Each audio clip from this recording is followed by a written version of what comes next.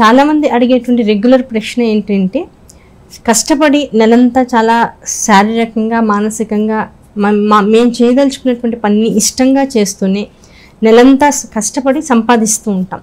ఆ సంపాదన ఒక 5 రోజులు అయ్యేటప్పటికల్లా నిజంగా ఎలా ఖర్చు అయిపోతుందో తెలియదు. ఈ నెల ఇంత మిగులుతుంది అనుకుంటాం.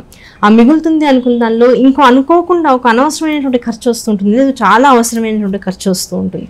ఆ ఖర్చు కోసం వినియోగించేస్తూ ఉంటాం. పోన్లే వచ్చే నెల ఈ ఖర్చు లేదు కదా అని వెయిట్ చేసి ఆ నెల రాగానే మళ్ళీ మొదలెడితే ఇంకొక ఖర్చు, అనివార్యమైనటువంటి ఖర్చు. అలా ఏ నెలకి ఆ నెల, ఏ నెలకి ఆ నెల ఏదైతే దాచుకుందాం అనుకుంటున్నామో డబ్బులు, ఆ వ్యవస్థ ఏమాత్రం అనుకూలించక ఏదో ఒక కొత్త ఖర్చు వచ్చి ఒక నూతనమైనటువంటి విధానంలో డబ్బు బయటకు వెళ్ళిపోతూ ఉంది. అసలు ఏమాత్రం మేము సేవ్ చేసుకోలేకపోతున్నాం. ఇంత సంపాదిస్తున్నాం అనేటువంటి మాట అనుకోవడమే తప్ప ఆ సంపాదన అనేటువంటి దానివల్ల తృప్తి, దాచుకుంటున్నాం అనేటువంటి ధైర్యం లేకుండా జీవితం వెళ్ళిపోతుందండి.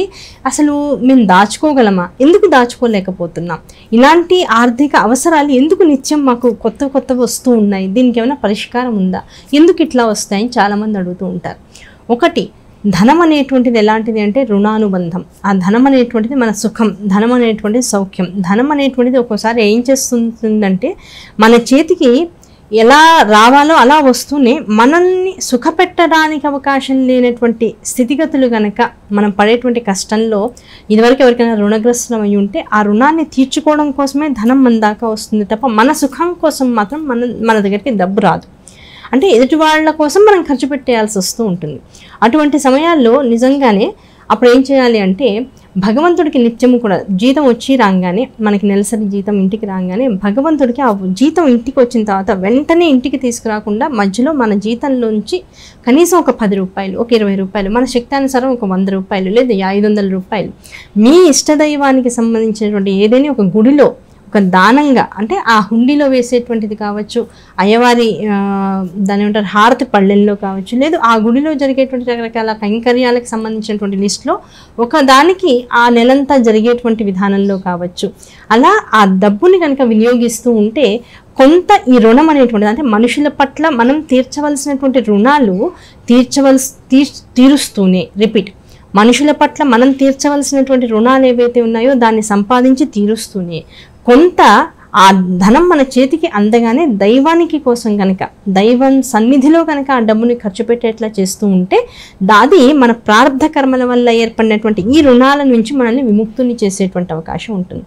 అంటే బయట మనుషుల కోసం మనం ఒక 10,000, 20,000 ఖర్చు పెట్టేది అలా ఒక 5 ఏళ్ళు 10 ఏళ్ళ నుంచి చేస్తున్నాం. ఇంకా మనకి ఎక్కడా కూడా సానుకూలత కనపడట్లేదు పరిస్థితుల్లో అనుకుందాం. లేదు ఇప్పుడే జీవితం మొదలెట్టినటువంటి పిల్లలు ఉంటూ ఉంటారు, ఖర్చులు తప్ప ఇంకోటి కనపడట్లేదు. అలాంటి వాళ్ళు చేయవలసిన బెస్ట్ రెమెడీ ఏంటంటే, మీకు జీతం వచ్చి రాగానే అందులో కొంత భాగాన్ని మీ ఇష్టదైవానికి సంబంధించినటువంటి ఆలయంలో, మీ ఇంట్లో చేసుకునేటువంటి దేవతార్చనలో కాకుండా మీ ఇష్టదైవానికి సంబంధించినటువంటి ఆలయంలో ఏదైనా ఒక సేవ ఆ నెలంతా జరిగేటట్లుగా ఆ అమౌంట్ని, ఆ డబ్బుని, ధనాన్ని అక్కడ కట్టి రసీదు తీసుకుంటూ ఉండండి. అలా కనుక తీసుకుని మీ పర్సులో ఆ రసీదుల్ని కనుక పెట్టుకుంటూ ఉంటే కొన్నాళ్ళకి ఏమవుతుంది, చింపి వెంటనే ఆ నెల అవ్వగానే పడేసేయడం ఇలాంటివి చేయొద్దు. కొన్నాళ్ళ పాటు ఆ రసీదులు అట్టు పెట్టుకుంటూ ఉండండి. అలా పెట్టుకోగా ఏ ధనం అయితే భగవంతుడి సేవ కోసం వినియోగింపబడుతుందో ఆ ధనము భగవంతుడి అనుగ్రహంతో వృద్ధి చెందుతూ ఉంటుంది తప్ప తరగడానికి అవకాశం లేదు. మనుషులకి పెట్టింది రుణం తీర్చవచ్చు, భగవంతుడికి పెట్టింది రుణము కాదు. మనకి బయట ఉన్నటువంటి రుణశేషాన్ని తీరుస్తూనే మనకి పుణ్యకర్మల్ని పెంచుతూ ఉంటుంది. ఆ పుణ్యకర్మలు పెరగడం కోసం ఏం చేస్తాం, మనకి ఆదాయము పెరుగుతుంది, మానసిక ఆహ్లాదము పెరుగుతుంది. దాంతోపాటు మనం చేసేటువంటి దానివల్ల మనకి మానసిక శాంతి లభిస్తూ ఉంటుంది, తృప్తి అనేటువంటి జీవితంలో కలుగుతూ ఉంటుంది. భగవంతుడికి చేసేటువంటి సేవ పూర్తిగా ఎలాంటిది అంటే, మనకున్నటువంటి పూర్వజన్మల పాపబంధాల నుంచి, ప్రారంధాల నుంచి, కర్మల నుంచి, రుణముల నుంచి కూడా విముక్తి చేయగలిగేటువంటిది. అలా అని మనం చూడవలసిన వాళ్ళకి, చేయవలసిన వాళ్ళకి, ఇవ్వదగిన వాళ్ళకి ఇవ్వకుండా మొత్తం అంతా దాచుకోమని కాదు, మొత్తం భగవంతుడికి ఇవ్వమని కాదు. అది కాస్త చేస్తూ ఇది కాస్త చేస్తుంటే మనం చేసేటువంటి డబ్బు విభజన అనేటువంటిది సరైనటువంటి స్థాయిలో జరిగి మనకి పూర్తి తృప్తిని, ఆనందాన్ని, సంతోషాన్ని ఇవ్వగలిగేటువంటి ఆదాయము, వ్యయము అనేటువంటివి నిత్యము మన కళ్ళకు కనపడుతూ మిగులుతుంది. భగవంతుడికి చేసుకుంటున్నాను, నా వాళ్ళకి చేసుకుంటున్నాను, నన్ను ఎవరైనా సరే ఆర్తితో నాకు ఈ సహాయం చేయండి అన్న వాళ్ళకు కూడా చేయగలుగుతున్నాను అనేటువంటి డెవలప్మెంట్, మానసికమైనటువంటి ఉన్నతి మనకు కలుగుతూ ఉంటుంది. అలా కాకుండా ఇప్పుడు ఏమీ లేకుండా ఉన్నప్పుడు కూడా ఇవే ఖర్చులు అనుకోండి, ఆ ఖర్చులకు మనం ఏమనిపిస్తుంది, విసుగు వస్తూ ఉంటుంది, చిరాకు వస్తూ ఉంటుంది. మన కోసం మనం ఖర్చు పెట్టుకుందాం అంటే అసలు ఏంటి, ఒక రూపాయి కూడా మిగలట్లేదు, ఇంక ఈ బంధనాలు ఇంకా నాకు పోవా, ఇంతేనా నా జీవితం అనేటువంటి విసుగు వస్తుంది. ఇలా ఖర్చు పెట్టడం మొదలెట్టిన తర్వాత నుంచి ఏమవుతుంది, అబ్బా ఈ జరిగేటువంటి పని ఏదైతే ఉందో ఇది నాకు ఆనందాన్ని కలిగిస్తుంది.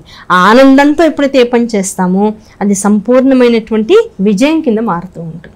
ఆ విజయం వల్ల మానసికమైనటువంటి స్థైర్యము ధైర్యము వస్తూ ఉంటాయి. ఎప్పుడైతే మనిషి మానసికంగా శారీరకంగా కూడా ధైర్యంతో ఉంటాడో అటువంటి వాడికి ఐశ్వర్యం పెరుగుతుందే తప్ప తగ్గడానికి అవకాశం లేదు.